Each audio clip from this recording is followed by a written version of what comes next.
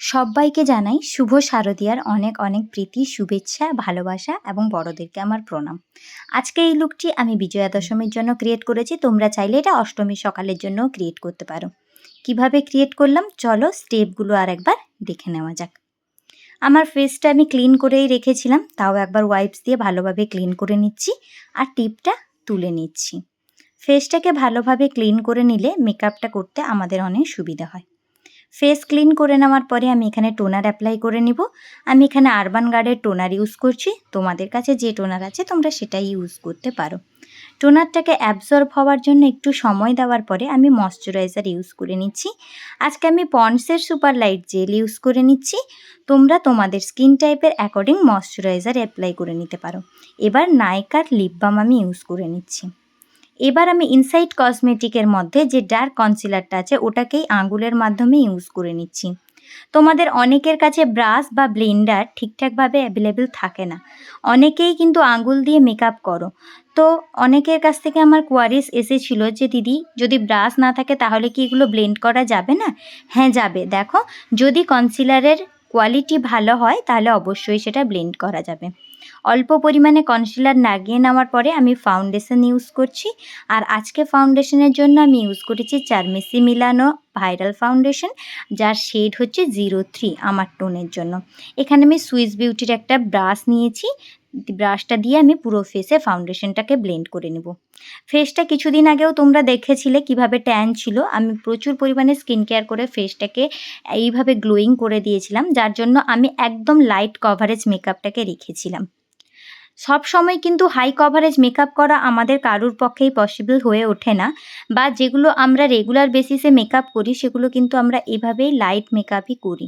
তো তাই আমি ব্রাশের মাধ্যমে এক কোট ফাউন্ডেশনটিকে ভালোভাবে আমার ফেসে বসিয়ে নিচ্ছিলাম। ব্রাশের মাধ্যমে ব্লেন্ড করলে ফাউন্ডেশনটা খুব থিন হয়। এবার আমি অল্প পরিমাণে হাইলাইটার ইউজ করে নিচ্ছিলাম। হাইলাইটারটা আমি ইউজ করছি সুইস বিউটির, আর ব্লেন্ডার দিয়ে হালকাভাবে এটিকে ব্লেন্ড করে নিচ্ছিলাম। তোমরা কিন্তু এখানে আঙুল দিয়েও চেপে চেপে ব্লেন্ড করে নিতে পারো, যেটা আমি আগে দেখিয়েছি।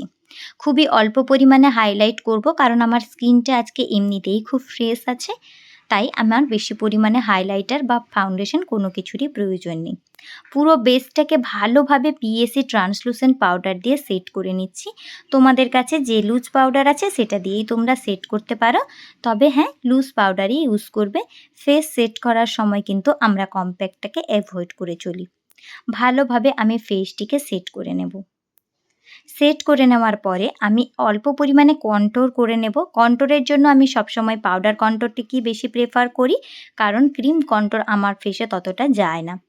পাউডার কন্ট্রোর করে নেওয়ার পরে আমি অল্প পরিমাণে ব্লাশও অ্যাপ্লাই করে নেব। তোমরা তোমাদের স্কিন টোন টাইপে ব্লাশটা অ্যাপ্লাই করে নেবে। দেখো, আমি আইব্রো অলমোস্ট করে নিয়েছি এবং আইবেসটাও করে নিয়েছি, কারণ এই ভিডিওগুলো বারবার দেখিয়েছি। যারা দেখোনি তারা অবশ্যই দেখে নেবে, তাই আমি আর আলাদা করে দেখালাম না। এবার আমি আই মেকআপে চলে যাচ্ছি।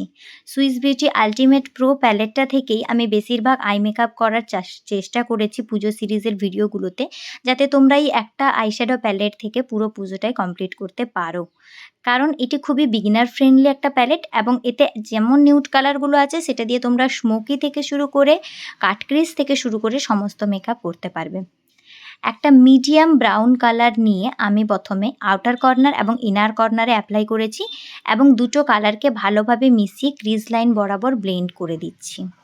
বড় ফ্লাফি ব্রাশ দিয়ে ভালোভাবে এটা ব্লেন্ড করা হয়ে গেলে আমি ডার্ক ব্রাউন শ্যাডোটা নেব, এবং আবার একবার ইনার কর্নার এবং আউটার কর্নারটাকে ভালোভাবে ডিফাইন করে দেব, যাতে আমার মিডল কাট ক্রিজটা একটু স্পষ্ট হয়। এখানে আমি ব্রাশগুলো বেলির ব্রাশ সেট থেকে ইউজ করছি, এবং কালারটা ডার্ক ব্রাউন। ঠিক আছে, তোমরা রেড, ব্রাউন, চকলেট, কফি যে কোনো কালারের শাড়ি বা কুর্তির সাথে এই আই মেকআপটা করতে পারো। এবার গোল্ডেন কালারের শিমার আঙুলেই নিয়ে মাঝখানটাতে অ্যাপ্লাই করে নিচ্ছি।